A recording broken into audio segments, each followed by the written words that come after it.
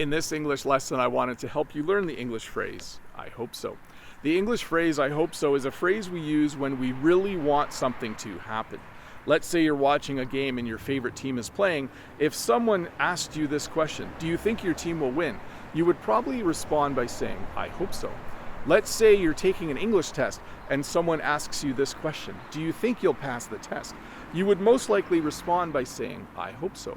So it's another way of saying yes, but you're emphasizing it a little bit. You're saying that you really, really hope that whatever is going to happen will happen.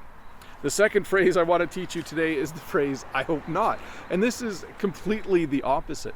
This is when you don't want something to happen. Let's say you're watching a game and someone says, do you think your team will lose? You'll say, I hope not.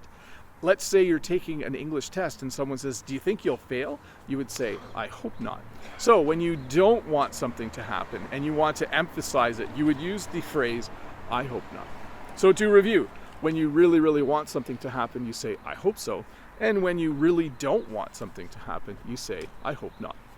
Anyways, let's look at a comment from a previous video. This comment is from DK.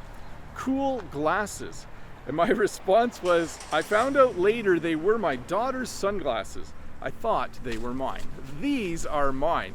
I felt kind of silly after the last video because I was wearing those sunglasses and I kept thinking I was wearing my nice, cheap dollar store sunglasses. By the way, the dollar store is way up there, where you can buy sunglasses for $1 or $2 or maybe $3 at the most. So I was wearing these really cool sunglasses in the last video, and I was basically in my mind thinking that they were mine, but they weren't. These are actually mine.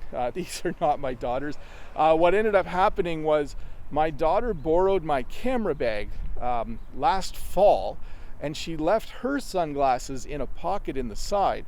And when I found her sunglasses in my camera bag, they kind of looked like mine. So I just assumed they were, but they weren't. So anyways, enough about my sunglasses. I'm once again out here in town. I don't have a lot to show you. I was pointing out earlier that we have a dollar store. The interesting thing about dollar stores in Canada is that eventually they won't be dollar stores. They used to charge $1 for everything, and then eventually they had some things that were $2, and now I think they're going to charge as high as $5 for some items. Everything seems to be getting more expensive here in Canada. I'm sure it's true around the world as well.